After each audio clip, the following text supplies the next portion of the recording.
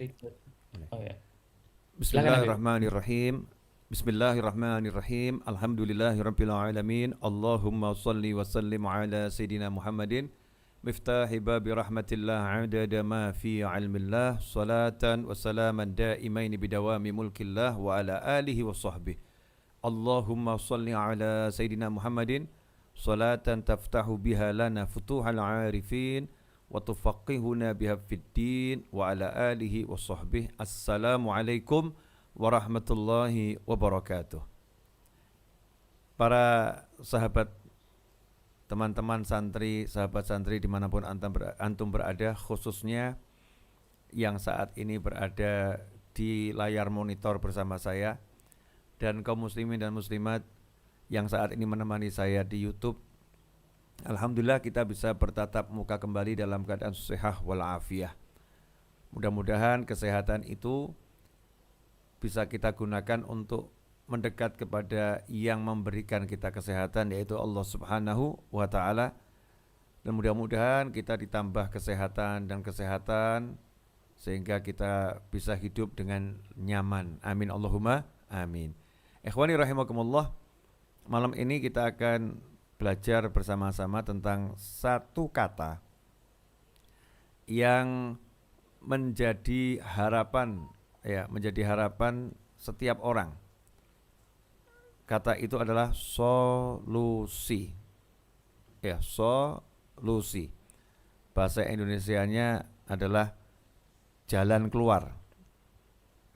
Jadi setiap orang hidup ini kan ada masalah, setiap orang hidup ada ujiannya. Seringkali kita menemui jalan yang dikatakan jalan buntu oleh orang-orang, mengalami kesulitan-kesulitan yang membuat lelah dan membuat seringkali merasa nggak ada jalan keluar. Ya, nggak ada jalan keluar. Nah, malam ini kita akan belajar tentang solusi jalan keluar. Insya Allah kita termasuk orang-orang yang selalu diberi solusi oleh Allah Subhanahu wa ta'ala. Amin Allahumma amin.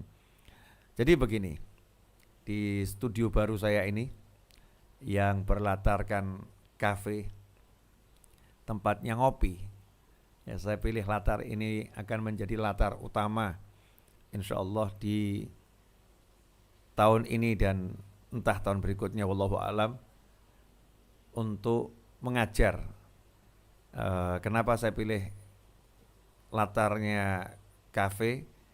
Karena banyak orang suka nongkrong di tempat-tempat orang jualan kopi, ngopi, biar terkesan nyantai.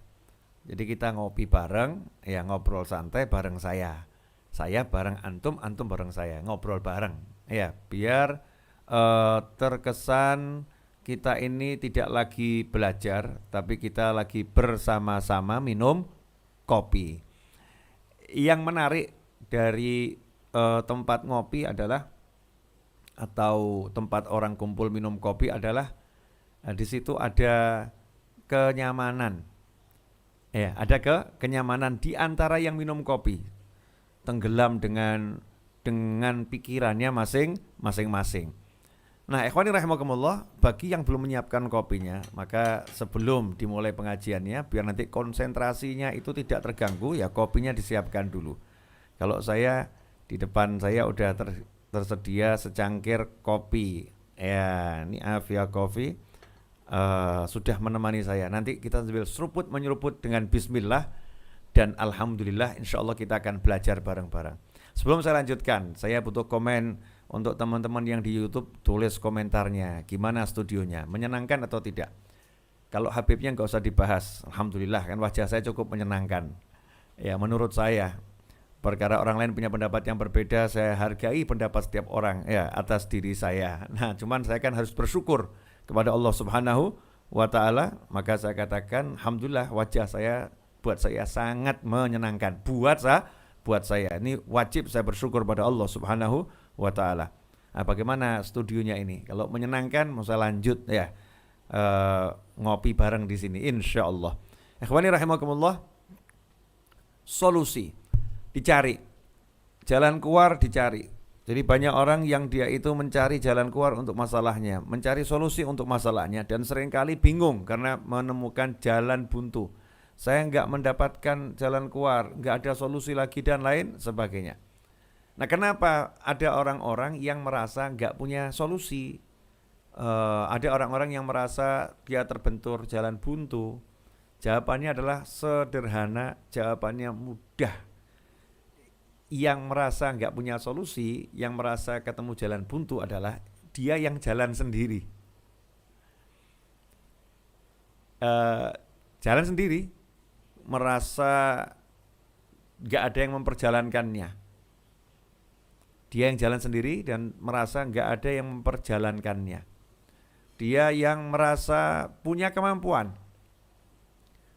Dia yang merasa punya kekuatan. Nah, itulah orang-orang yang nantinya kalau nggak sadar maka akan mengalami yang namanya kebuntuan, kemudian mengalami yang namanya stres, ya karena dia pakai semua akalnya, dia pakai semua kekuatannya, dia pakai semua kemampuannya, tetap jalan buntu, nggak ada jalan keluar. Nah, beda dengan orang-orang yang berjalan selalu bismillah dengan Allah. Berjalan selalu bismillah dengan mengharap pertolongan Allah. Orang-orang yang berjalan selalu dengan bismillah, mengharap bimbingan Allah Subhanahu wa taala. Orang-orang yang berjalan selalu ya bismillah, ya mengharapkan keberkahan dari Allah Subhanahu wa taala. Nah, manusia-manusia yang selama perjalanan dari awal sampai kapanpun juga dia tidak melepaskan bismillah, maka hidupnya tidak akan pernah merasakan pusing. Walaupun mengalami pusing. Hidupnya enggak akan pernah merasakan lelah. Walaupun hidupnya itu melelahkan. Walaupun hidupnya melelahkan, hidupnya enggak akan pernah merasa susah. Walaupun hidupnya itu penuh dengan kesusahan, tapi dia enggak akan pernah merasakan semua itu. Kenapa? Karena dia bersandar kepada Allah, dia selalu minta tolong kepada Allah, dia selalu mengharapkan bantuan dari Allah Subhanahu wa taala. Ikhwani rahimakumullah, saya mau ambil contoh yang sangat simpel yang kemarin menjadi khutbah Jumat saya juga di Batu Licin, kemudian juga menjadi bahasan ngobrol saya bersama Ustadz Yusuf Mansur di telepon, kemudian obrolan saya juga bersama beberapa sahabat saya yang duduk minum kopi bersama saya, yaitu tentang masalah yang dihadapi oleh para nabi dan rasul. Dalam contoh yang akan saya sampaikan di malam hari ini singkat, masalah yang pernah dihadapi oleh Nabi Yunus alaihissalam. Nabi Yunus alaihissalam itu ada beberapa masalah yang dihadapi dalam perjalanan hidup beliau. Yang mau saya ambil ketika beliau dakwah di kaumnya, kemudian kaumnya tidak ada yang mendengarkan. Dalam arti yang mendengarkan sedikit, yang menolak banyak. Yang menolak banyak, sampai akhirnya beliau mengambil keputusan, beliau mau cari tempat dakwah yang lain, lahan dakwah yang lain. Beliau tinggalkan perkampungannya, tinggalkan tempat di mana beliau berada, alaihissalam, keluar menuju tempat yang lain dengan niatan-niatan yang luar biasa baiknya. Tetapi Nabi Yunus alaihissalam ditegur oleh Allah SWT karena beliau keluar belum pada waktu yang diperintahkan oleh Allah Ta'ala untuk keluar. Jadi Allah belum perintahkan untuk keluar, tapi beliau keluar. Memang nggak ada larangannya ya, Allah nggak melarang, tapi Allah belum memerintahkan. Saat itu Nabi Yunus alaihissalam naik kapal laut.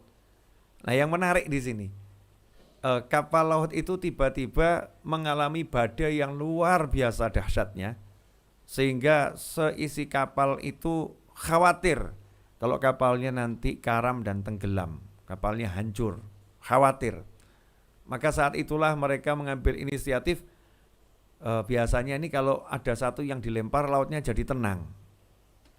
Mereka ambil inisiatif untuk diadakan undian. Nah, yang keluar itu nanti yang dilempar. Seperti yang pernah saya sampaikan kepada antum semua, kira-kira kalau kita ada di kapal itu kemudian diundi, maka harapan kita apa? Jangan keluar ya. Sama mungkin ngelirik kanan, ngelirik kiri, dia saja, jangan saya. Mungkin begitu ya. Ya, kalau misalnya ada Mas Fadli di situ, ada saya, Mas Novel, ya, ada Mas Suswanto, ada Mas Arif Nugroho, ada Mas Dedi Setiawan di kapal itu ya. Mungkin kita ini kan masih golongan kita ini kan jujur saja, ya masih belum bisa betul-betul mengutamakan nyawa kita untuk diberikan sama orang lain toh ya, belum. Ya kita belum sampai makom itu. Mungkin kalau Mas Fadli yang dilempar kan kita alhamdulillah semua, alhamdulillah bukan saya, Mas Fadli yang dilempar kan begitu. Mungkin Mas Fadli juga alhamdulillah Habibnya yang dilempar gitu kan ya, bisa jadi begitu. Alhamdulillah saya selamat dah, Habib enggak apa-apalah, cucu Nabi dilempar, wah syuhada, Masya Allah. Kalau saya masih banyak dosa, alhamdulillah itu pas tuh lemparannya itu. Mungkin mikirnya begitu, mungkin nih. Kalau kita dalam kondisi yang sama. Nah saat itu yang menarik, ketika diundi yang muncul adalah Nabi Yunus alaihissalam. Yang muncul nama Nabi Yunus alaihissalam. Dulu belum ditulis nama ya, masih pakai mungkin ada kayu yang satu kecil, ini miliknya fulan, yang ini ditanda-tandain gitu ya. Yang muncul miliknya Nabi Yunus alaihissalam. Menariknya itu seluruh peserta undian bukan ngucap alhamdulillah, tapi semua yang ikut diundi mengatakan jangan dia. Tolong diundi ulang. Beliau jangan dilempar, jangan dibuang. Karena beliau orang baik. Nah, ini sangat menarik. Seisi kapal itu bukan ngucap alhamdulillah aku selamat, tapi seisi kapal gak rela kalau hamba Allah yang nama Nabi Yunus alaihissalam ini dilempar ke laut. Karena seisi kapal melihat ini orang baik. Sehingga perlu diulang sampai 3 kali dan tetap nama yang sama baru dilempar. Nah pelajarannya apa? Nabi Yunus alaihissalam itu keluar meninggalkan kaumnya, yang mana kaumnya didakwahin sekian tahun gak mau denger. Tapi anehnya masuk kapal baru beberapa saat, seisi kapal itu mau mendengar Nabi Yunus alaihissalam. Seisi kapal itu jatuh cinta pada Nabi Yunus alaihissalam. Jadi dalam kehidupan tuh ya memang kadang begitu. Ya, di rumah kita nggak begitu disayang. Di luar rumah ada yang menyayangnya luar biasa. Di kampung nggak ada yang mau dengerin kita. Kita baru naik bus, satu bus itu mau dengarkan kita semua. Ya itulah fenomena kehidupan. Jadi Nabi Yunus ya senang betul ya, baru meninggalkan satu kaum yang nggak mendengarin beliau, kemudian naik satu perahu, satu kapal itu senang dengan beliau, diterima dengan baik. Nah lagi senang seperti itu oleh Allah Ta'ala kemudian dilempar ke laut. Tetapi Allah Subhanahu Wa Ta'ala memberikan pertolongan yang luar biasa, di mana Allah kirimkan yang namanya ikan paus. Ikan paus kemudian membawa Nabi Yunus alaihissalam ke dalam dasar laut, dalam kegelapan, dalam kesunyian. Seperti yang saya sampaikan kemarin, tidak ada GPS itu kan ya, lost sinyal, dalam kesunyian total. Nah, ikhwani rahimakumullah, poin ini yang pengen saya ajak semuanya untuk merenung. Bayangkan kalau itu kita dibawa ikan paus di dalam situ, gak tahu kita ada di mana, kemudian gak tahu sampai kapan berada di situ. Kira-kira kita bisa tenang atau super galau?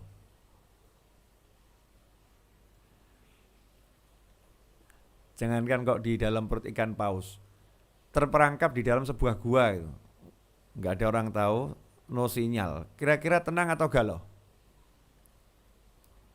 Nah, ini pertanyaan sederhana yang mari kita tanyakan pada diri kita masing-masing. Kalau kita mengalami yang sama, kita berpikir dapat solusi atau berpikir udahlah, khatam, udah selesai nih, hidup saya selesai, gak mungkin saya bisa keluar dari gua ini, gak mungkin saya bisa keluar dari perut ikan ini selamat, gak mungkin, saya masih punya usia, gak mungkin saya punya nyawa, gak mungkin, dah ini akhir hidup saya. Jadi jangan berpikir untuk hidup setelah ini.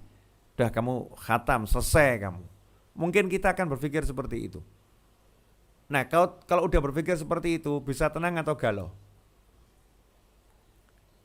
Nah, inilah yang perlu dijelaskan kepada setiap orang yang beriman kepada Allah Subhanahu wa taala, bahwasannya jangan terburu-buru menghakimi kehidupan. Jangan terburu-buru menghakimi kehidupan dengan pengetahuan yang kita miliki, dengan ilmu yang kita miliki, dengan prasangka-prasangka yang kita miliki. Jadi kita membuat suatu keputusan bahwasannya hidup saya nggak mungkin setelah ini jadi sukses. Hidup saya nggak mungkin setelah ini menjadi baik. Nggak mungkin setelah ini saya akan mendapatkan kemenangan, keberhasilan. Nggak mungkin. Karena faktanya saya terkurung. Faktanya saya berada dalam perut ikan paus. Nggak mungkin. Ini adalah pola pikir yang salah.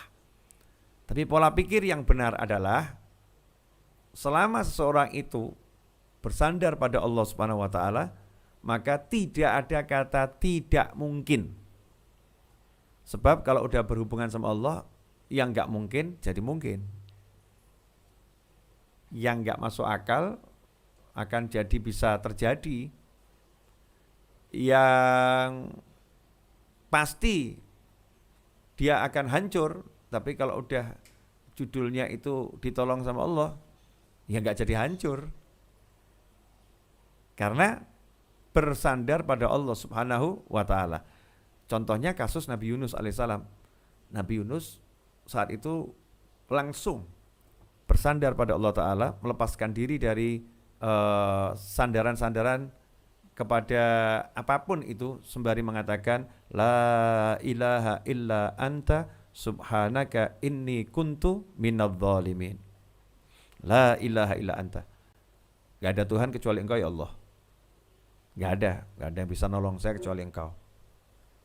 Jadi gak sibuk mikir upaya A, upaya B, atau mungkin gimana caranya buat ikan pausnya muntah. Kalau buat ikan pausnya muntah, dimuntahkan ke dalam laut kan tambah celaka ya. Atau gimana ini biar ikan pausnya membawa saya ke daratan. Gimana cara bicara dengan ikan paus? Udah enggak, itu upaya-upaya yang melelahkan, tidak ada hasilnya. Maka langsung kontak Yang Maha Kuasa. La ilaha illa anta subhanaka inni kuntu minadh dhalimin. Di titik mustahil selamat. Di titik mustahil selamat, di titik mustahil bisa keluar dengan selamat, di titik mustahil bisa kembali ke kampung. Jangankan keluar, berpikir kembali ke kampung awal tadi, tempat di mana saya berdakwah. Saya mau pulang kampung saja, kembali ke sana. Di titik yang nggak mungkin bisa ketemu manusia lagi, mau udah terperangkap dalam perut ikan paus. Nabi Yunus alaihissalam melepaskan titik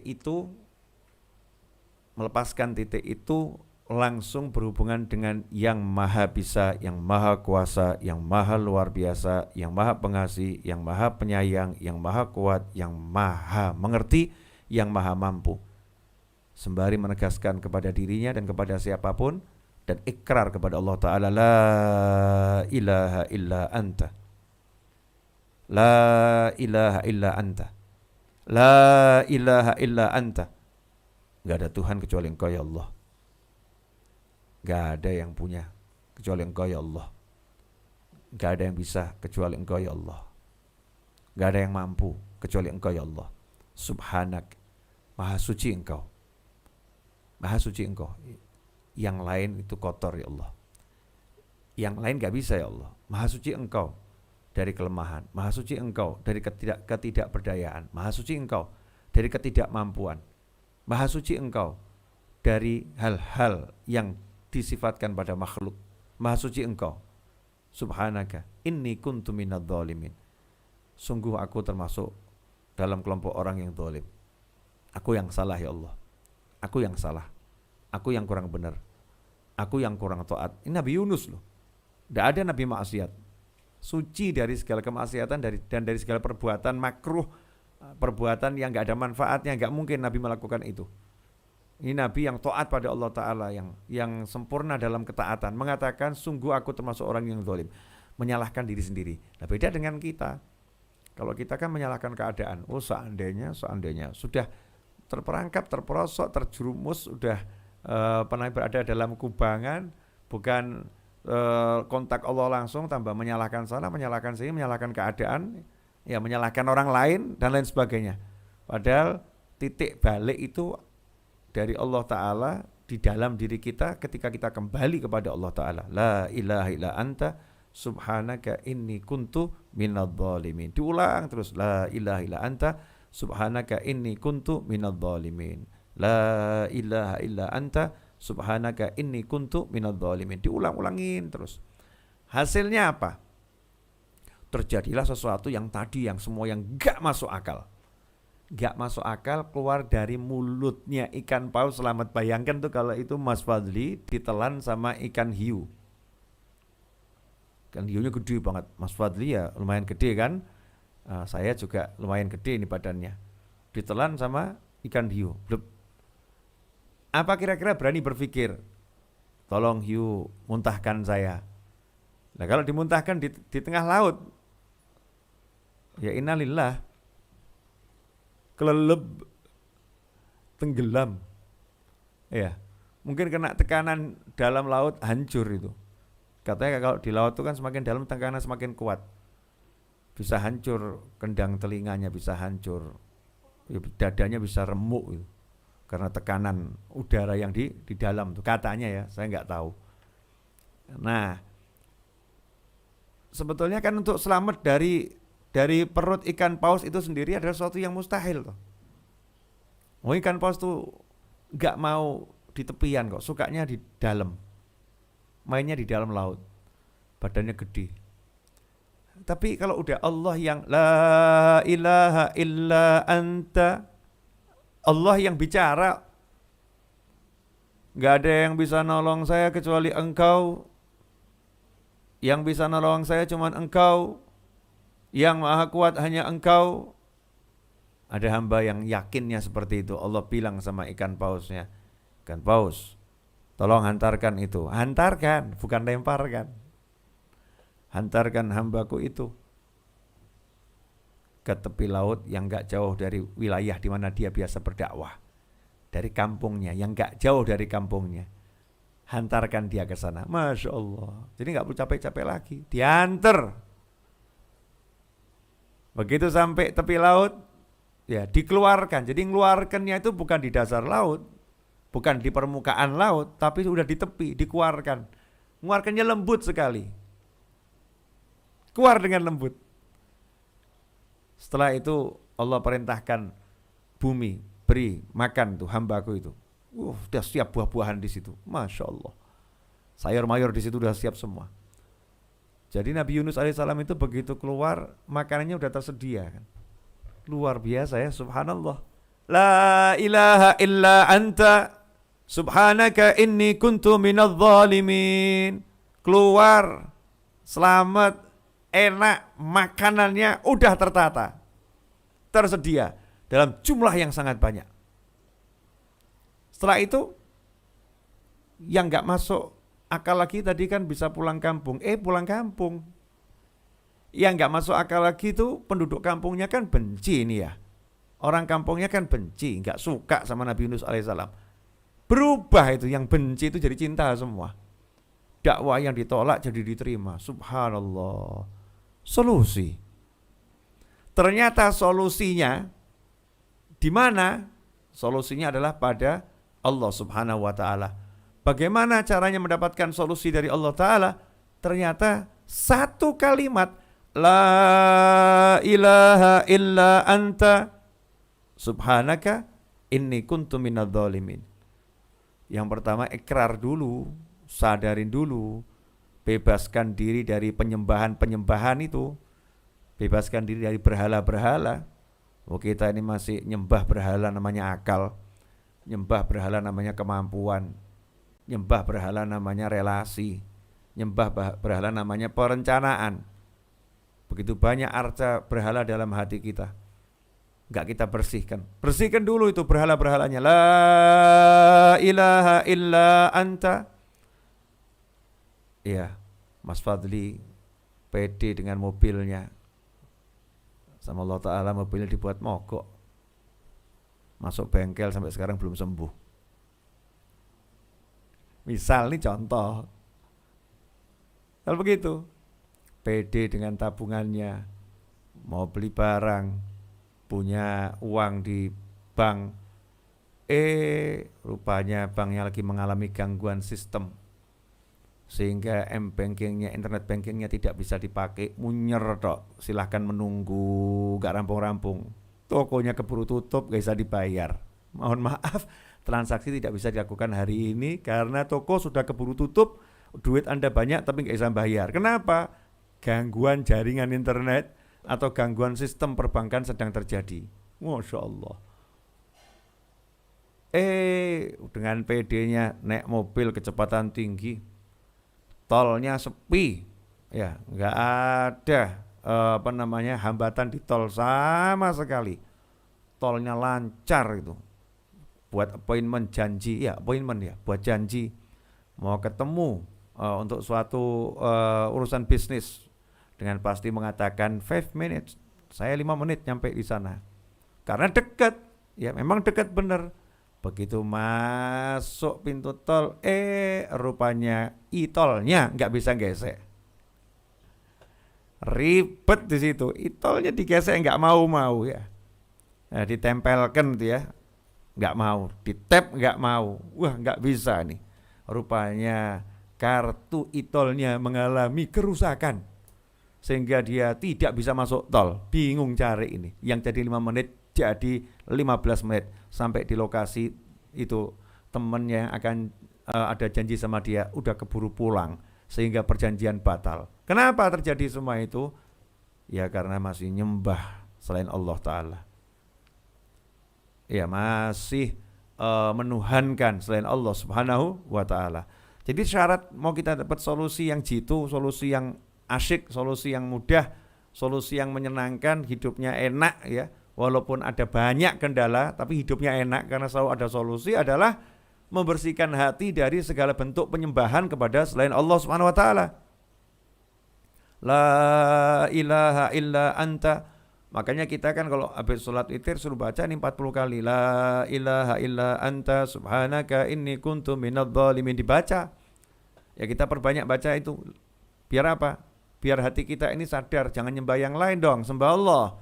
Jangan andalin yang lain dong, andalin Allah. Jangan utamakan yang lain dong, utamakan Allah. Allah, Allah, Allah. Ajarin terus hati kita ini, karena kalau hati nggak diajarin lupa. Ada lagi yang pede dengan kegantengannya. Kalau saya mau nikah dengan siapapun cukup tunjuk, ganteng, duit banyak. Baru ngomong seperti itu, keluar dari rumah kepleset, jeduk, ya betul ganteng. Tapi setelah kepalanya terjeduk, nggak ingat siapa dirinya. Kemudian nggak bisa ngomong. Kemudian setelah itu penglihatannya jadi kabur. Setelah itu pendengarannya jadi nggak jelas. Yang tadinya sombong, saya. Akhirnya dia cuma jual wajah, mau nikah jual wajah. Calon istrinya nanya, namamu siapa? Ya, yang mau nikah sama dia jadi takut. Wah, kalau kemarin sih ya duit banyak, ganteng, pinter. Kalau hari ini kok begini-begini ya. Maaf, gak jadi. Biar yang lain saja nih. Sombong. Karena masih nyembah kegantengannya, menyembah kecantikannya, menyembah kepandaiannya, menyembah harta simpanannya. Itu yang disembah, yang diagung-agungkan, yang diutamakan, yang diandalkan, yang dielu-elukan. Ya, Allahnya hanya dipanggil kalau udah mumet. Duh Gusti, kepriben ini. Ya Allah, pripun niki? Ya Allah, bagaimana ini? Oh my God. Kalau oh my God gimana Inggrisnya itu? Oh my God. Ya, oh my God. Gimana? Lanjutannya nggak ngerti saya. Tanya oh my God saja. Oh my God. Gimana ini? Piye iki piye?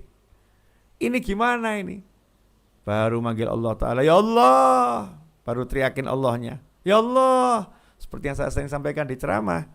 Ya Allah bilang sama malaikat, biarin teriak-teriak dulu. Asyik teriakannya.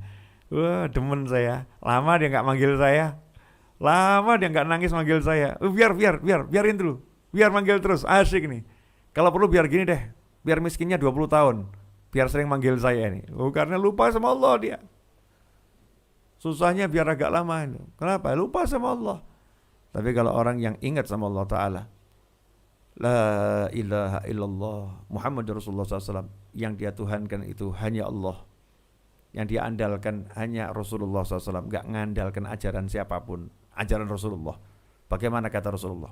Bagaimana menurut Rasulullah SAW? Seperti apa jalan keluar Rasulullah SAW? Petunjuk Rasulullah seperti apa? Sarannya Rasulullah seperti apa? Rasulullah mengatakan seperti apa? Rasulullah. Jadi nanyanya ke Rasul dulu SAW, gak nanya sama yang lain. Kalau kita ini kan enggak. Kalau kita ini kan nanya sama otak kita dulu, akal kita dulu, pikiran kita dulu. Enggak nanya sama Allah, enggak nanya sama baginda Muhammad sallallahu alaihi wasallam. Nabi Yunus mengajarkan la ilaha illa anta.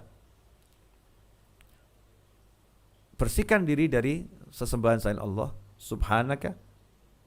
Yakini Allah maha sempurna, maha suci ya Allah, engkau dari segala bentuk kekurangan. Maha suci engkau ya Allah dari segala hal yang sifatnya pada makhluk. Jadi kalau udah minta tolong sama Allah, ya kamu jangan berpikir sebagai dirimu. Wah, kalau aku memang nggak bisa, kalau aku memang lemah, kalau aku. Lah kalau Allah, nah, kalau Allah yang udah mau, kalau Allah yang pengen, kalau Allah yang berkehendak, kalau Allah kan ya bisa. Jadi kata kalau saya buang dulu, subhanaka inni kuntu minadz zalimin. Terus tak iktiraf, ngaku memang ya saya pantas dibeginikan, ngomong saya banyak dosa, enggak ada dosa aja ya pantas, apalagi banyak dosa. Pantas saya dibeginikan, pantas saya direndahkan, pantas saya dihinakan, pantas saya ditipu, pantas. Kemudian connect ke Allah Ta'ala. Nah di situ langsung masalah yang gede tadi menjadi sumber kemenangan. Masalah terbesar Nabi Yunus saat itu adalah berada dalam perut ikan paus. Ternyata ikan pausnya yang disuruh mengantarkan pada kemenangan. Nah, asik ya. Ini kalau kita udah paham ilmu begini kan tinggal satu masalahnya toh. Meyakininya atau tidak. Kalau meyakininya kan ya tenang. Kalau nggak mau yakin tuh ya gimana ya? Masa nggak yakin sama Allah Ta'ala kan ya, na'udzubillah min dzalik. Saya dengar pelajaran dari Habib Umar bin Muhammad bin Salim bin Hafid dalam sebuah ceramahnya yang ringkasnya begini. Kamu lihat orang-orang yang mencari kekuasaan, dia akan ditinggal sama kekuasaannya. Yang mencari harta, dia juga akan ditinggal sama hartanya atau meninggalkan hartanya. Yang mencari popularitas, ya dia akan ditinggalkan sama pengikutnya, menjadi nggak populer lagi, dan seterusnya. Tapi lihat sampai hari ini, dari zaman dahulu kala sampai hari ini, orang-orang yang mencari Allah Ta'ala selalu jadi pemenangnya. Yang cari Allah itu, cari ridhonya Allah Ta'ala, selalu jadi pemenangnya dalam kehidupan ini. Cek, gak ada judulnya Nabi Musa ngelawan Fir'aun menang, itu gak ada kan. Pemenangnya siapa? Ya Nabi Musa. Gak ada Nabi Nuh melawan banjir, yang menang banjirnya. Yang menang siapa? Ya Nabi Nuh. Gak ada judulnya Nabi Ibrahim sama Namrud, yang menang Namrudnya. Gak ada, yang menang ya Nabi Ibrahim.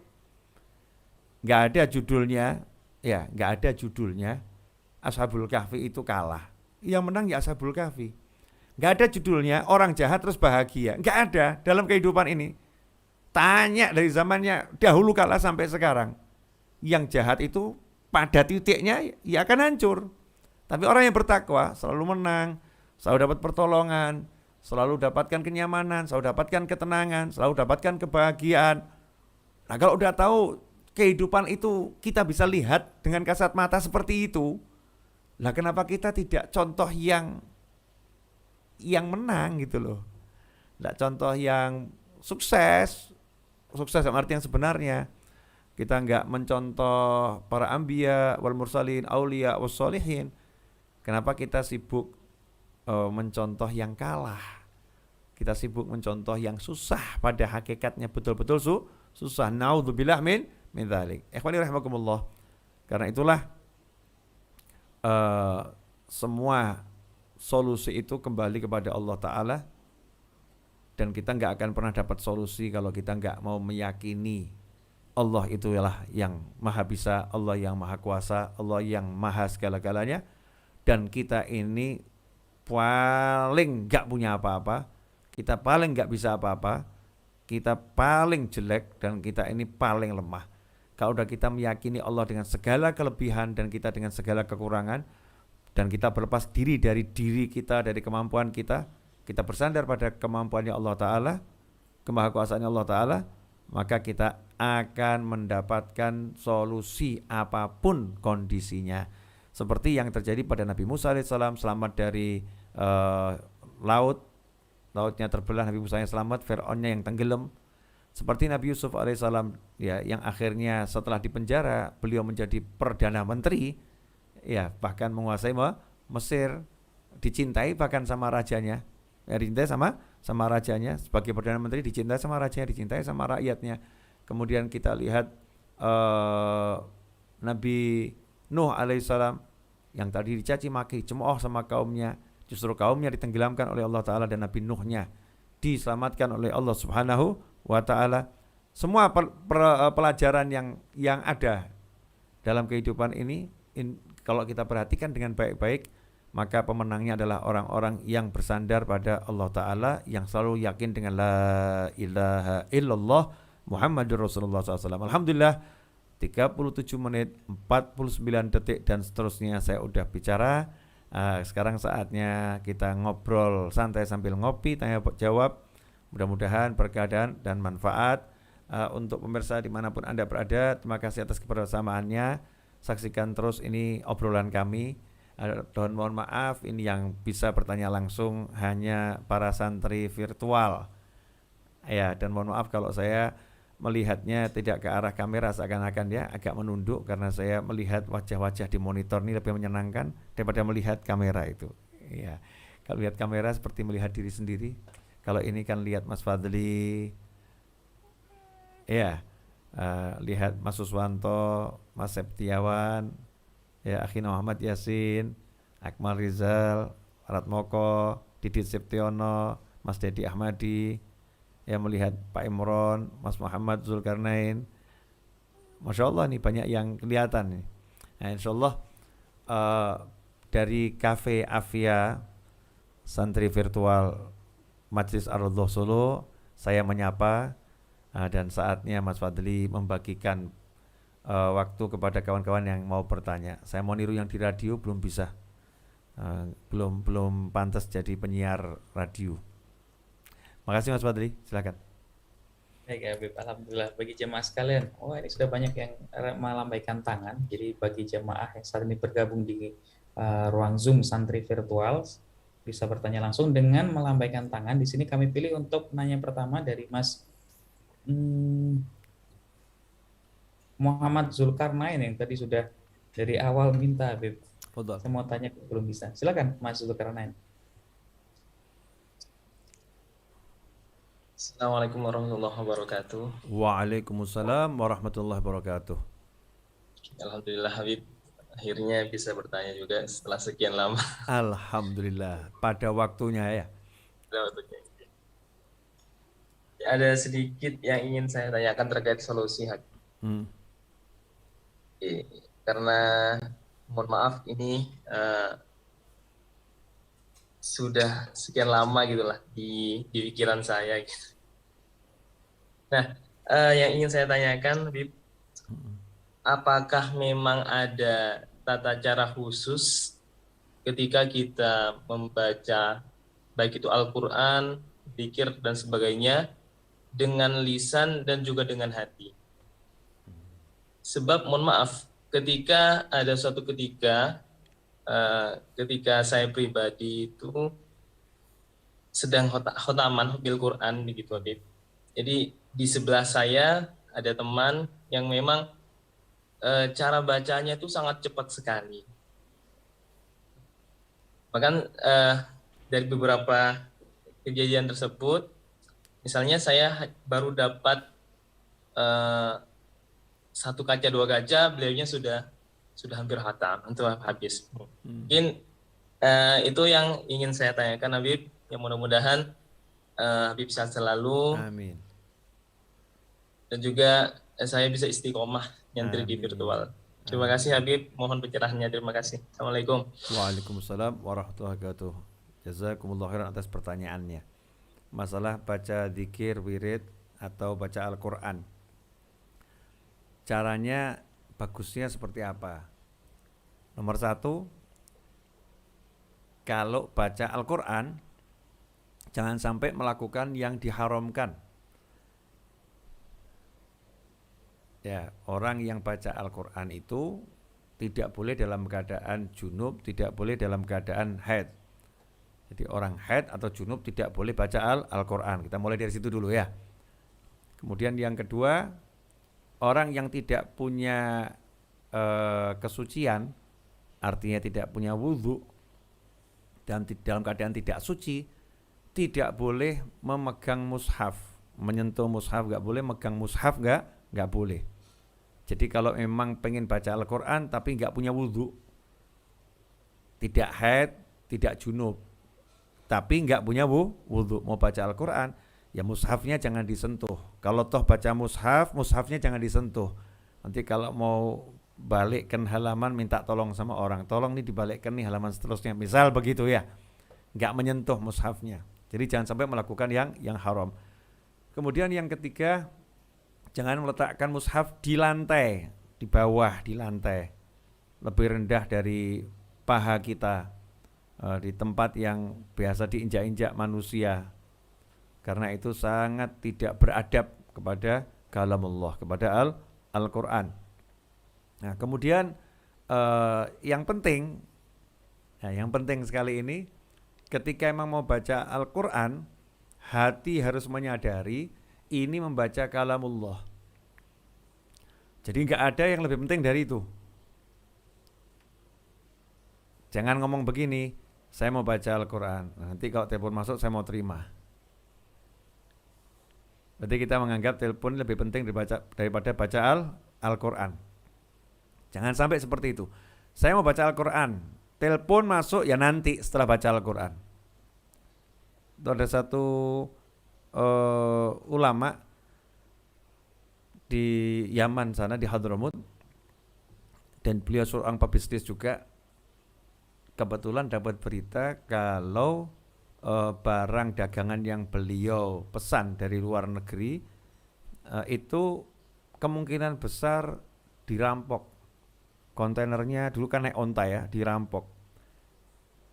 Karena sampai hari ini barangnya nggak datang-datang gitu.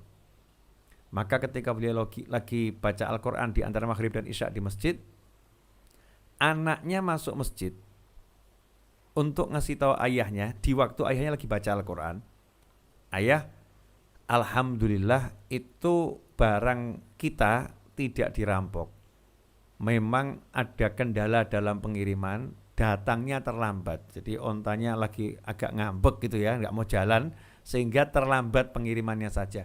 Ini udah nyampe semua, sekian kontainer kalau bahasa sekarang, itu selamat, nggak ada masalah apa-apa.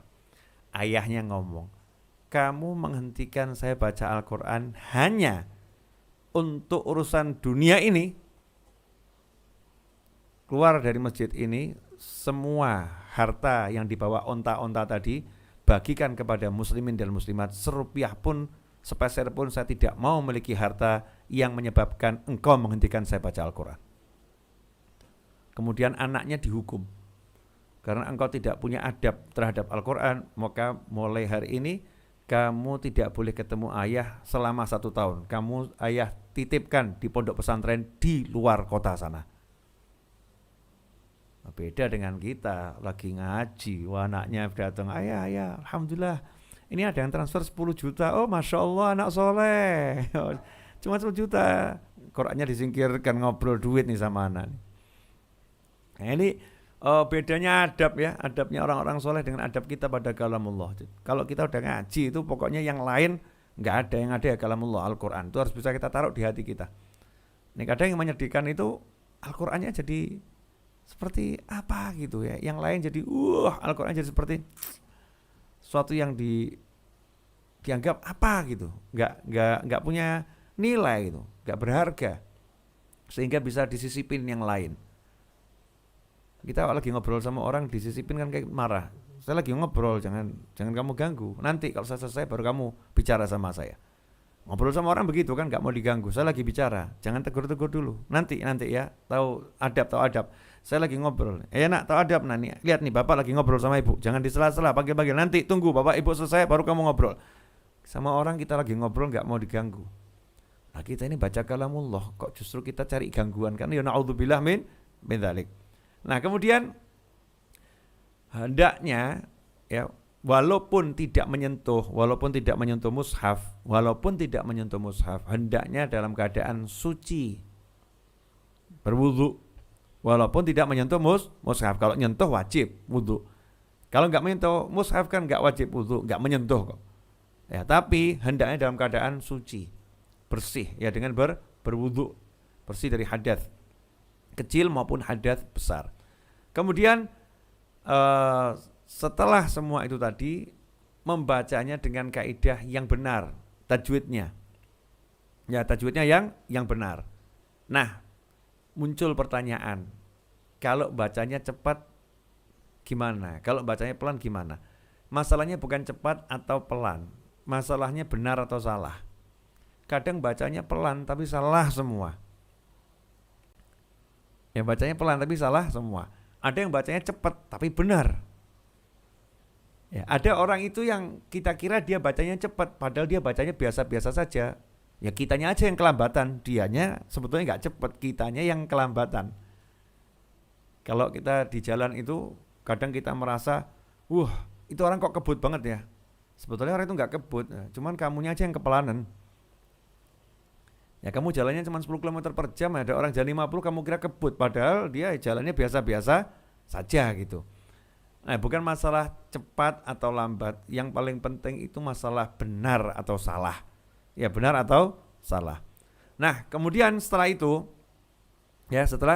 kalau ada orang yang bisa cepat, apakah bagus? Cepat selama itu tidak melanggar kaidah, ya tidak melanggar kaidah, maka ada suatu hal yang oke-oke saja, tidak ada masalah.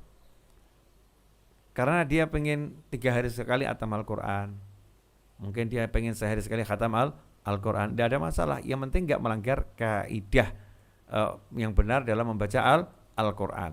Nah kalau saya lambat gimana? Ya gak ada masalah. Yang penting benar. Jangan sampai kita bacanya salah. Pelan-pelan, yang penting benar. Kan toh nanti nyampe juga khatam. Kan nanti juga khatam. Pentingnya kita pengennya khatamnya tiap hari Habib. Tapi setahun gak khatam ini. Bacanya lambat saya, gak apa-apa. Kamu dapat pahala sesuai niatmu. Niatnya kan pengen tiap hari khatam. Kamu udah buktikan dengan istiqomah. Tiap hari baca Al-Quran. Walaupun kamu mampunya baru sedikit dan pelan-pelan. Maka Allah akan kasih pahala sesuai niatmu, semangatmu. Bukan yang sedang kamu lakukan. Nah ini kurang lebih. Kemudian upayakan untuk paham artinya dan tafsirnya. Kalau kita paham isinya, maka kita akan bisa menghayatinya. Ya bisa menghayatinya. Nah kalau itu sudah semua dilakukan, maka 5 menit bersama Al-Quran itu akan indahnya luar biasa. Gak usah lama-lama, 5 menit bersama Al-Quran. Tapi istiqomah. Maka kita akan merasakan kenikmatan yang luar biasa. Jazakumullah khairan. Silakan Mas Fadri. Baik, alhamdulillah.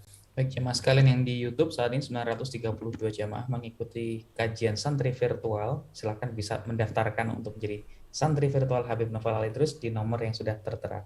Baik, untuk pertanyaan selanjutnya kami pilih dari akun Rahmah Nur Asih. Kami persilakan. Assalamualaikum Habib. Waalaikumsalam warahmatullahi wabarakatuh.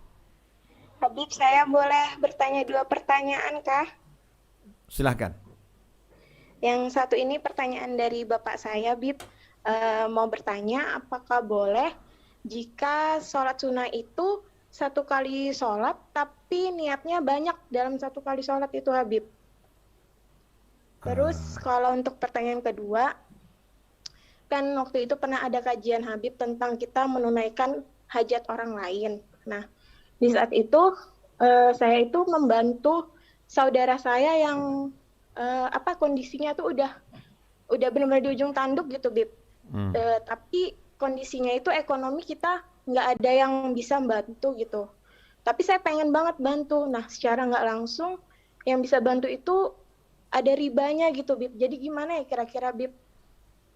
Itu aja, Bib. Makasih. Assalamualaikum. Waalaikumsalam warahmatullahi wabarakatuh. Ya, untuk yang pertama nanti insya Allah ada pada bahasannya tentang masalah sholat sunnah ya. Ada sholat sunnah itu nanti ada bahasan sendiri. Tidak bisa saya jawab sekarang karena itu harus spesifik. Insya Allah akan dibahas di babnya sendiri. Kemudian yang kedua, masalah membantu orang yang susah dalam kesusahan. Jangan membantu tapi dengan yang haram. Ya, seperti kita mau nyelamatin orang tapi dengan bunuh orang kan ya. Bukan begitu ya. Jangan membantu tapi dengan yang haram. Bantu dengan yang halal karena kalau yang haram nggak akan ada barokahnya. Justru nanti dosa dan dosa. Tapi saya mau ngasih dia duit gitu. Ini kaitannya dengan duit Habib, Ustadz Kiai. Gimana caranya? Zaman sekarang itu yang haram bisa jadi halal kok. Maksud saya begini, kalau memang itu sistemnya ribawi, bisa kok kita ambil sistem yang enggak ribawi. Kan sudah ada Bank Syariah Indonesia sekarang. Ya, ada Bank Syariah Indonesia yang semuanya udah sesuai dengan syariat. Jadi berusahalah cari yang halal. Kalau tahu harus ngutang, yang ngutang yang halal. Kalau tahu harus ngutang yang halal.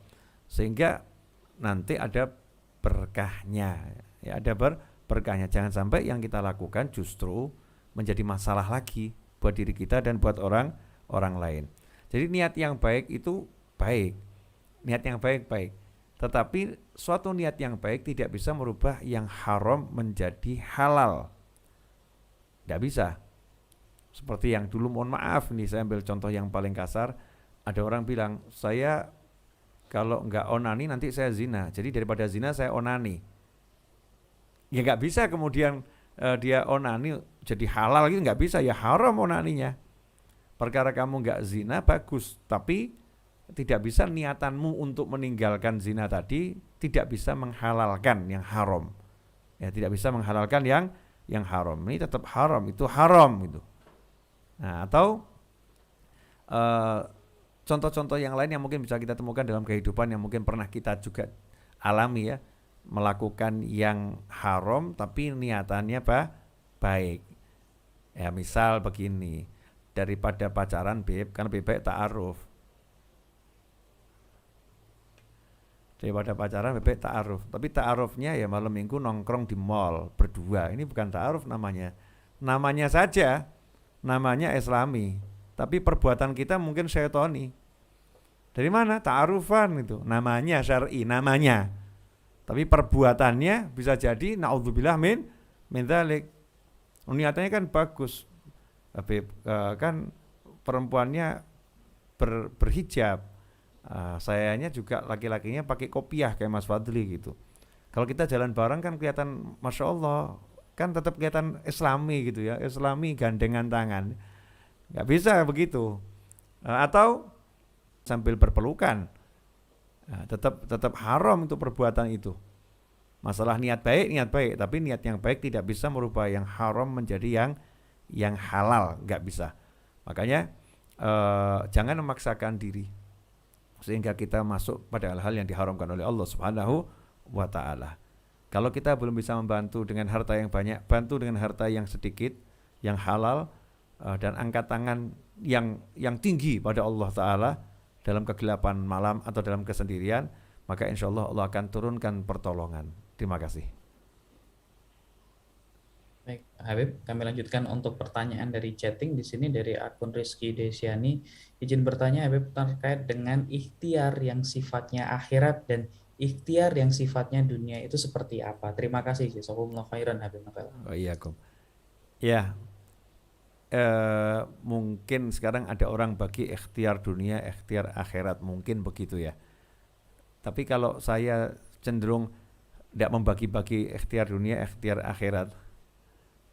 Karena kalau ikhtiar dunia dalam konotasi saya dunia tetap jelek gitu.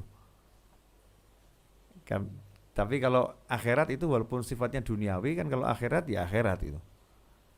Jadi saya nggak mau bagi-bagi ada ikhtiar dunia, ikhtiar akhirat, enggak. Berikhtiarlah ya, usaha saja. Nah, usahanya disesuaikan. Nomor satu manusia itu apapun urusannya kan, usahanya nomor satu adalah minta tolong sama Allah Ta'ala. Itu nomor satu. Sandar sama Allah Ta'ala, minta tolong sama Allah Ta'ala. Nah, kemudian setelah itu, setelah minta tolong sama Allah dengan doa, dengan zikir, dengan wirid, dengan sedekah, apapun itu, dengan amal soleh, minta tolong pada Allah Ta'ala ya, dengan minta doa dari orang lain, kemudian melakukan yang harus dilakukan sesuai dengan apa yang mau dia lakukan. Ya contohnya, kalau dia nyopir, dia pengen selamat, selain dia itu nomor satu berdoa, kemudian sodakoh dan lain sebagainya, ya kalau nyopir pengen selamat, ya pakai sabuk pengamannya dipasang. Kalau matanya rabun ya pakai kacamata. Kemudian mobil kendaraannya ya dicek. Itu kira-kira air radiatornya masih ada atau enggak ada. Ya kira-kira olinya udah diganti belum itu. Oh olinya sudah 2 tahun enggak diganti. Ya, misal gitu. Oh remnya gimana? Oh kanvas remnya itu habis. Nanti kan ngeblong. Dicek dulu kondisi mobilnya. Setelah kondisi mobil dicek, oh bagus. Oh ya, jalan di jalurnya, jangan arus 2 arah, kamu jalan di sebelah kanan, ngelawan arus itu. Sambil teriak-teriak kalimat tahlil la ilaha illallah, tapi ngelawan arus. Siapa hati namanya? Ini disesuaikan apa yang harus dilakukan terhadap apa yang harus dilakukan. Kalau itu misalnya dia nggak bisa berenang, ya jangan kemudian saya udah baca zikir, udah baca doa, saya udah sedekah ya, insya Allah saya mau jalan di atas air, insya Allah nggak tenggelam ya. Ya kemungkinan besar kamu tenggelam, kamu nggak siap bisa renang. Ya kamu ya belajar ilmunya renang. Kalau nanti nggak tenggelam ya alhamdulillah. Kalau tenggelam kamu bisa berenang. Ya begitu. Saya cenderung tidak membagi ikhtiar dunia, ikhtiar akhirat, karena buat saya semua sifatnya yang dunia ini kalau untuk akhirat kan jadinya akhirat. Tapi sesuai dengan bidangnya saja. Kalau memang kita itu mau jual beli, ya kalau pengen nggak rugi, ya nomor satu ya doa, usaha dan sebagainya. Tapi pengen nggak rugi, ya cari barang yang kalau dijual menguntungkan. Cari barang yang dijual menguntungkan, yang kualitasnya bagus. Ya kemudian jualnya ya di pasar yang kira-kira bukan pasar orang banting-banting harga gitu. Di pasar yang harganya normal. Cari pembeli yang potensial. Belajar ilmu marketingnya, belajar ilmu penjualannya, semua dijalankan itu. Ya, selaras ini. Jadi usaha sesuai bidangnya dijalankan, kemudian doa, zikir, sedekah, semua ajaran Nabi SAW tentang upaya agar keinginan kita itu terwujud dengan baik dijalankan. Nah, karena ini selaras, insya Allah sampai pada satu titik yang membuat kita menemukan kesuksesan dalam arti yang sebenarnya. Jazakumullah khairan. Makasih. Baik, Habib. Kami lanjutkan pertanyaan selanjutnya yang ditemani dengan lilin remang-remang Mas Hadi Hidayatullah. Sebelum lilinnya habis, mati listrik sudah masih ikut bergabung. Silakan Mas Hadi. Assalamualaikum warahmatullahi wabarakatuh, Habib. Waalaikumsalam warahmatullahi wabarakatuh. Sebelumnya terima kasih Habib sudah diterima jadi santri meskipun virtual. Doakan semoga lain waktu bisa berjumpa. Amin. Saya terima kasih juga sudah diterima sebagai pengasuh pesantren meskipun cuman virtual. Ya. Ini saya mau nanya satu yang sudah menari-nari di otak saya dari kemarin, menanyakan ke Ustadz belum ketemu aja ya. Wah, Mas Hadi, ini bahasamu ini sungguh indah. Bahasamu sungguh indah. Pertanyaan yang sudah menari-nari di otak saya. Berarti pertanyaannya ini sangat menyenangkan ini. Asyik ini. Silakan. Ada satu hadis tolabul ilmi faridatun ala kulli muslimin wal muslimatin, yang artinya itu kurang lebih diwajibkan bagi kaum muslimin muslimat untuk mencari ilmu. Nah, wajib di situ hukumnya kalau kita tidak belajar, apakah dosanya seperti sholat gitu kan? Karena ada sebagian ustadz saya pernah mendengar itu dosanya katanya sama seperti dosa kita meninggalkan sholat atau meninggalkan ibadah-ibadah yang diwajibkan sama Allah yang lain. Nah, itu. Saya belum apa ya, karena saya belum paham mungkin dia jadi bertolak sok di apakah itu betul gitu. Makanya saya penasaran ya, mohon pencerahannya dari Habib, semoga bisa menjawab. Amin. Kita pasti bisa menjawab. Amin. Insyaallah. Jazakumullah khairan. Akhina hadi hidayah. Itu aja Habib. Turnuhun. Terima kasih. Sama-sama. Jadi begini. Talabul ilmi fardhatun ala kulli muslimin wa fi riwayah talabul ilmi fardhatun ala kulli muslimin wa muslimah. Cari ilmu itu wajib hukumnya buat muslim. Nah, di riwayat yang lain ada mengatakan cari ilmu wajib hukumnya buat muslim laki-laki maupun muslim perempuan. Nah, yang dimaksud itu cari ilmu yang bagaimana? Cari ilmu sihir wajib apa haram ya? Haram lah. Kan begitu. Jadi bukan semua ilmu wajib dipelajari. Ya, bukan semua ilmu wajib dipelajari. Maka dari situ terbagi ilmu itu menjadi ada ilmu yang fardu ain, ada ilmu yang fardu kifayah. Ada ilmu yang wajib dipelajari setiap individu, ada ilmu yang wajib dipelajari oleh salah satu dari suatu kelompok individu. Kalau satu udah belajar maka yang lain gugur kewajibannya.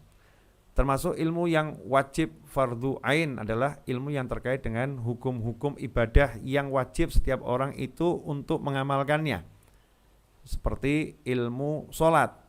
Setiap orang yang baligh dia wajib sholat, maka setiap orang yang baligh wajib sudah punya ilmu sholat. Setiap orang yang baligh wajib sudah punya ilmu sholat. Karena sholat itu tidak akan sah kecuali dengan wudhu. Maka pelajari ilmu wudhu buat orang yang baligh itu hukumnya wajib. Jadi orang baligh kok nggak bisa ilmu wudhu, maka dia berdosa. Ya, dia berdosa karena dia wajib berwudhu untuk sholat. Karena suci dari hadas besar itu disyaratkan dengan mandi janabah, maka mandi janabah ini hukumnya kan wajib untuk bersuci dari hadas besar. Berarti belajar ilmu mandi wajib buat orang yang sudah baligh hukumnya adalah wajib. Nah, ini fardu ain. Kalau enggak mau belajar ya dia berdosa. Nah, itulah ilmu yang wajib. Jadi ilmu yang wajib adalah ilmu yang wajib dipelajari tentang kewajiban seseorang ketika dia mencapai usia baligh. Ilmu haji wajib enggak? Wajib. Kapan wajibnya? Kalau memang dia sudah wajib haji. Ilmu puasa wajib enggak? Wajib. Kapan wajibnya? Buat seorang yang baligh dan sudah masuk bulan suci Ramadan. Jadi kalau di bulan Syawal ada orang baligh, sudah wajib belajar puasa belum? Belum. Syawal, Dzulqa'dah, Dzulhijjah, Muharram, Shafar, masih panjang itu Ramadannya. Dia belum wajib belajar ilmu puasa karena belum bulan Ramadan. Tapi nanti di bulan Ramadan dia sudah harus bisa ilmu puasa. Makanya kalau dia belajar di bulan Rajab, dia yakin udah bisa khatam ilmu puasa, ya sudah, kewajibannya terpenuhi. Nah, ada yang fardu sifatnya fardul kifayah seperti ilmu warisan. Ilmu warisan ini kan wajib bagi waris sesuai hukum Islam, kan hukumnya wajib. Padahal setiap orang pasti akan mati loh. Kita kan pasti akan meninggal dunia. Pasti. Sejelek-jeleknya kita kan juga punya warisan toh. Semiskin-miskinnya kan dia punya warisan, entah itu kopiah satu kah atau apa itu. Nah, setiap orang yang meninggal kan warisannya nanti ada pembagiannya. Nah, pembagiannya kan harus sesuai dengan hukum ilmu waris hukum Islam. Nah, berarti belajar ilmu waris ini apakah setiap orang harus tahu? Wah, kalau setiap orang ini harus tahu ilmu waris, Masya Allah, berarti pusing semua nih yang di santri virtual ini. Kenapa? Itu ilmu yang gak mudah, kaitannya dengan matematika. Ya, dengan matematika itu ilmu hitung menghitung, kaitan dengan kalkulator. Ada ilmunya khusus. Maka syariat memberikan keringanan.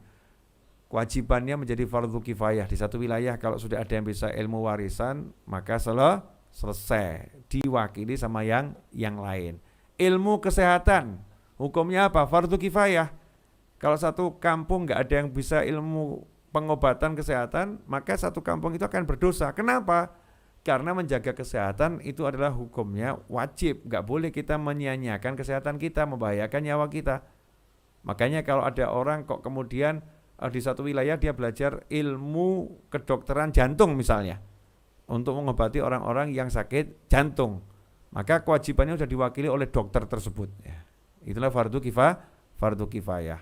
Jadi ada dua, ada fardu ain, ada fardu kifayah. Lah yang dimaksud dalam hadis ilmu yang wajib pelajari adalah ilmu tersebut, ilmu fardu ain atau ilmu fardu kifayah. Kalau yang sunnah-sunnah hukumnya sunnah.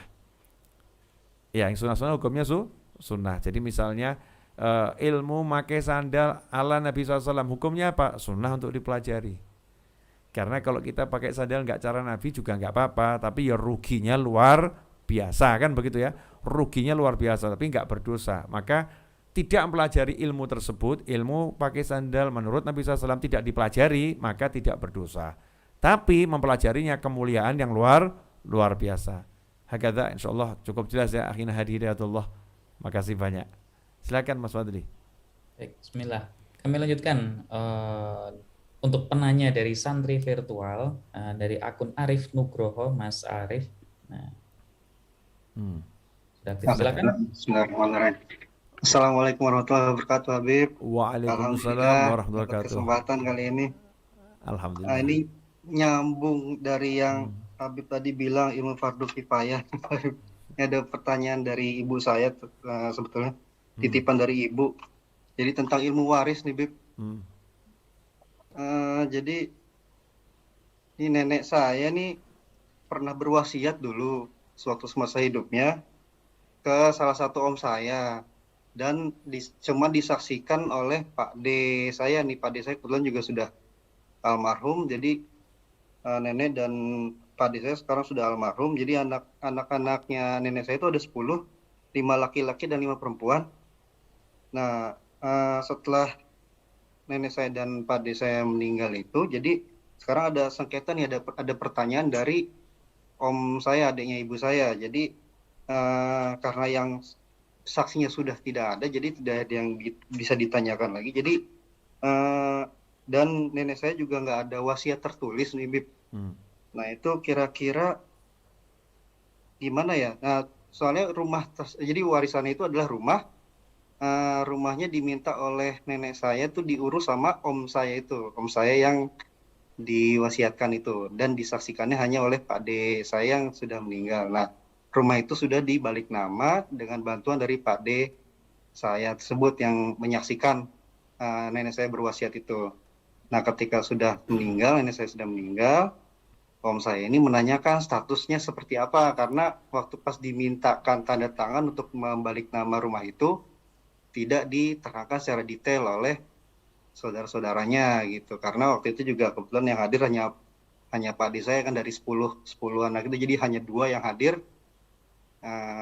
Dan yang lainnya tidak ada yang hadir, jadi dipertanyakan statusnya oleh adiknya ibu saya itu. Nah kira-kira untuk waris seperti itu statusnya gimana, Bib? Dan solusinya seperti apa ya biar biar semua damai lagi lah, Bib, karena Siap. semua awalnya rukun, dan jadi karena jadi ada gap lah, Bib, di antara saudara-saudara ibu saya nih. Ya, saya doakan Mas Arif Nugroho diberi Allah rezeki uang yang sangat banyak. Kemudian bisa memberi pamannya tadi uang senilai rumah tadi. Kemudian katakan rumah ini ya saya hadiahkan untuk paman saya yang itu. Ini uangnya untuk paman. Selesai itu masalahnya. Ya, insyaallah gitu. Itu solusi dulu ya. Kita doakan begitu. Nah kalau permasalahannya saya tidak bisa menjawab dengan benar dan baik nanti kalau saya tidak tahu detailnya. Apa yang antum sampaikan tidak bisa saya ambil satu kesimpulan A, B dan sebagainya. Nggak bisa karena ini tadi kan cuma katanya ya. Nanti akhirnya kan jadinya katanya juga gitu. Yeah. Nah, tapi saya mau ambil kasih pandangan yang biar siapa tahu nanti insya Allah bisa jadi jalan kebaikan untuk semuanya ya. Itu tadi kan 10 bersaudara, betul? Nah, yang menolak berapa orang? 1. Nah, yang 1 ini inginnya rumah tadi dijual kemudian dibagi waris. Bukan sih, Bib. Jadi kalau yang saya tangkap jadi hanya untuk memperjelas statusnya. Jadi karena kalau saya Oke, tangkap sih kayaknya paham. Maksud saya begini, kalau prosesnya yang nggak sesuai betul, dengan apa yang yang apapun diinginkan. katanya, apapun ininya, yang 1 ini pengennya apa? Awalnya tadinya pengennya dibagikan ke saudara-saudara yang lain gitu, Betul, yang berarti kan dianggap lebih intinya mampu, dianggap lebih tidak mampu daripada yang diberikan itu. siap. Berarti yang 1 ini kan pengen agar dibagi waris. Intinya begitu kan? Ya, betul. Nah, yang lain pengennya gimana?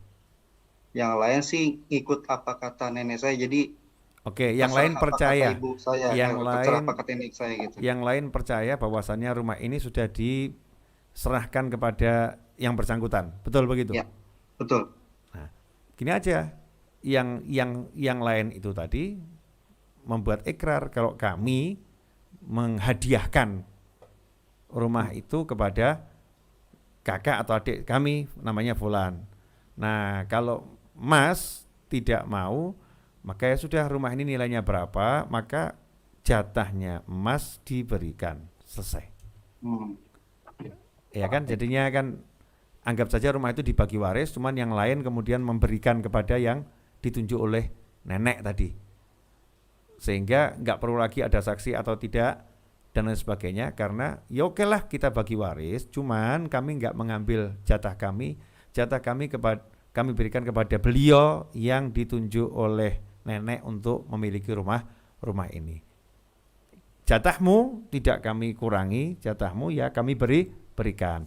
Nah, terus jatahnya ini dari mana ini? Kan bisa toh ngomong sama yang bersangkutan, ya kamu selesaikan perlahan-lahan, atau kalau nggak bisa kami yang bersembilan ini siap membantu. Atau saya doakan Mas Arif Nugroho yang bisa menyelesaikan semuanya insya Allah. Nah, itu nanti kalau udah begitu jadinya enak. Jadi anggap saja memang nggak ada wasiat gitu aja lah, anggapnya begitu.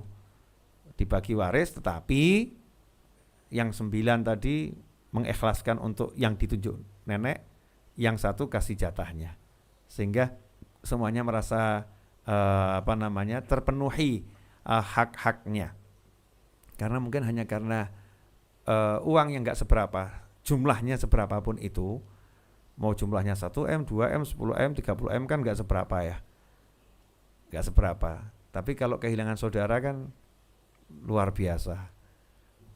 Kadang-kadang kita itu lupa mengukur nilai ini lupa kita ukur. Kadang kita anggap uang itu lebih besar dari persahabatan, uang lebih besar dari persaudaraan, uang lebih besar dari teman. Ya, teman itu mahal, saudara itu mahal.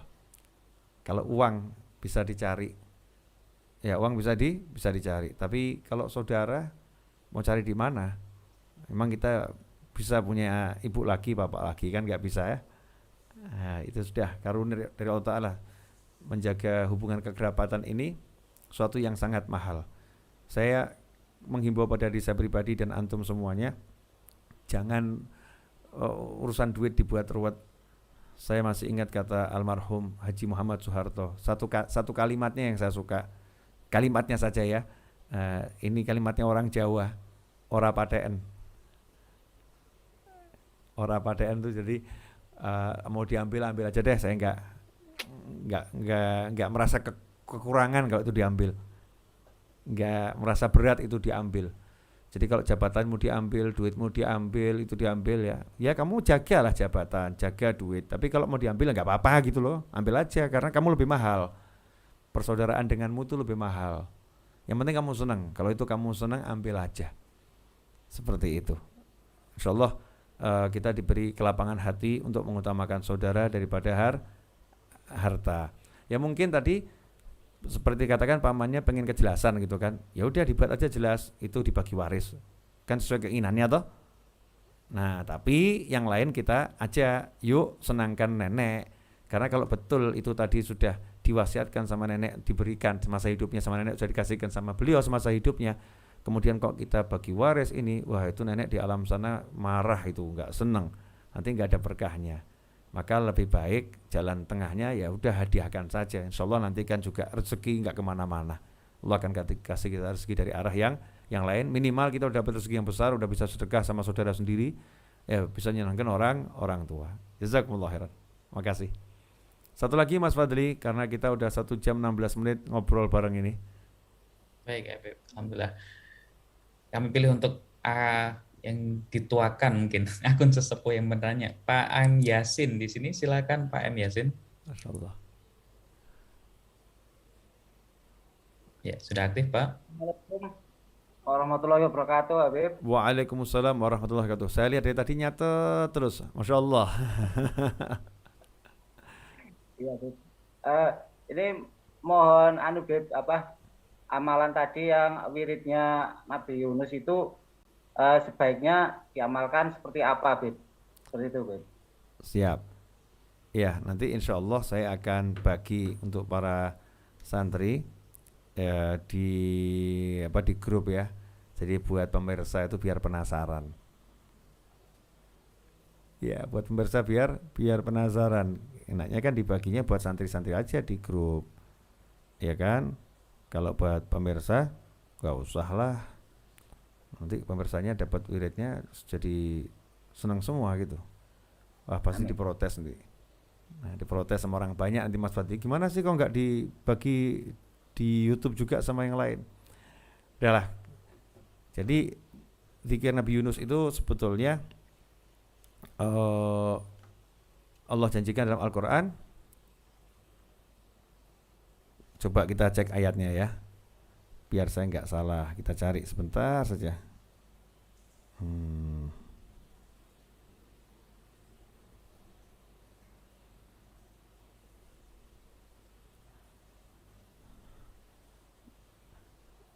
Surat Al-Anbiya ayat 87 kalau saya nggak salah. Coba cek Bismillahirrahmanirrahim. Al-Anbiya 87. Ya, surat Al-Anbiya ayat 87. Dan ingatlah ketika Dhunnun Yunus, ketika dia pergi dalam keadaan marah, lalu dia menyangka bahwa kami tidak akan menyulikannya, maka dia berdoa dalam keadaan yang sangat gelap. Ya, la ilaha illa anta subhanaka inni kuntu minadh dhalimin. Itu ayat 87. Kemudian kalau kita baca di ayat yang ke-88, Allah Subhanahu wa taala kemudian mengatakan fastajabna lahu wa najjaynahu minal gham wa kadzalika nunjil mu'minin. Setelah Nabi Yunus itu mengucapkan la ilaha illa anta subhanaka inni kuntu minadh dhalimin, Allah menjawab fastajabna lahu, maka kami kabulkan untuknya. Padahal dalam kalimat tadi Nabi Yunus kan tidak berdoa apa-apa ya. Tidak berdoa. Kalimatnya bukan kalimat doa, tapi dalam kalimat itu kan sebetulnya ada banyak doa. Enggak ada yang bisa nolong saya kecuali Engkau ya Allah. Enggak ada yang bisa menyelamatkan saya kecuali Engkau ya Allah. La ilaha illa anta subhanaka inni kuntu minadh dhalimin. Ada iktiraf, pengakuan lemah, pengakuan enggak bisa, la haula wala quwata illa billah. Maka hasilnya apa? Fastajabna lahu wa najjaynahu minal gham, dan kami selamatkan dia dari kedukaan, kesuntukan. Wa kadzalika nunjil mu'minin, dan demikianlah kami menyelamatkan orang-orang yang percaya, yang beriman pada Allah Subhanahu wa taala. Nah, sehingga kalau ayat ini dibaca dan ulama menganjurkan ditambahi asma Allah al-husna yang dua, ya hayyu ya qayyum. Ya hayyu ya qayyum la ilaha illa anta subhanaka inni kuntu minadh dhalimin, dibaca setelah sholat witir sebanyak 40 kali. Jadi setelah salam sholat witir kita baca Subhanal Malikil Quddus, Subhanal Malikil Quddus, Subhanal Malikil Quddus, Subuh Quddus Rabbul Malaikati Warruh, Jalaltas Samawati wal Arda bil Izzati wal Jabarut, wa ta'azzazta bil Qudrati wa qahartal ibada bil Maut. Allahumma inni a'udzubika biridhaka min sakhatik wa bi mu'afatika min uqubatik. وأعوذ بك منك لا أحصي ثناء عليك أنت كما أثنيت على نفسك يا حي يا قيوم لا إله إلا أنت سبحانك إني كنت من الظالمين يا حي يا قيوم لا إله إلا أنت subhanaka inni kuntu minadh dhalimin, ya hayyu ya qayyum la ilaha illa anta subhanaka inni kuntu minadh dhalimin. Itu dibaca sebanyak 40 kali, ya hayyu ya qayyum la ilaha illa anta subhanaka inni kuntu minadh dhalimin. Maka insyaallah kita akan selalu terselamatkan dari kedukaan yang mendalam, dari kesuntukan, karena kita sudah membaca doanya Nabi Yunus alaihissalam yang Allah janjikan kalau itu dibaca, ya, maka Allah menyelamatkan dari gham, kesuntukan super. Terima kasih akhina Muhammad Yasin, makasih banyak. Oke Mas Fadli. Mas Fadli. Ya, alhamdulillah. Insyaallah cukup sampai di sini. Ya, kita lanjutkan hari Rabu malam insyaallah ya. Rabu malam kita lanjutkan insyaallah. Mohon maaf dan minta doanya. Saya lagi bangun studio di beberapa titik di Masjid Ar-Raudhah agar setiap tempat itu bisa menjadi tempat untuk syuting, ya, untuk kajian di dunia maya. Ini akan sering muncul. Kalau background ini menjadi background kayu ini seperti background permanen. Banyak spot yang menggunakan kayu ini karena hadiah dari teman saya di Jepara. Dikasih hadiah kayu, saya pakai biar pahalanya terus mengalir buat beliau. Ya, kemudian juga kopi, ya karena saya jualan kopi. Iklan sekalian. Ya, kopi Afia. Insyaallah jadi barokah buat semuanya. Terima kasih. Ya, ini sarannya bagus. Kalau lebih jauh sedikit ini lebih bagus. Iya betul. Masalahnya terkendala ruangan. Kalau kita buat lebih jauh dari belakangnya, saya agak maju ke sana gitu kan ya. Memang lebih asyik. Nanti lebih ya ngeblur dan lain sebagainya. Tapi karena kendala ruangan, semua itu belum bisa saya lakukan. Ini memanfaatkan sudut-sudut yang ada, walaupun kita punya cita rasanya terbatas oleh keadaan. Nah, mudah-mudahan walaupun dengan kekurangan ini bisa dinikmati. Amin. Jazakumullah khairan. Minta komentar. Ya, tolong dikomentari studionya. Di YouTube ya, dikomentarin apa studionya, lampunya oke, misal begitu, mic-nya kekecilan kurang gede misal ya, misal begitu ya. Oh itu kopiahnya Habib bagus, belinya di mana? Saya lagi produksi, tenang ya, kopiahnya lagi saya produksi, warna-warni, yang putih ini yang saya pakai modelnya begini, ini kopiah Raudhah. Insyaallah seperti ini. Kalau bajunya lagi proses. Kalau kopiahnya insyaallah hari Jumat sudah bisa dipesan. Insyaallah. Ya. Dari kita oleh kita untuk kita. Mudah-mudahan jadi pertemuan yang berkah dan manfaat. Jazakumullah khairan. Minta maaf yang sebesar-besarnya atas segala kekurangan. Hari Rabu insyaallah kita ketemu lagi dalam keadaan yang lebih diridhai Allah Ta'ala. Amin. Allahumma amin.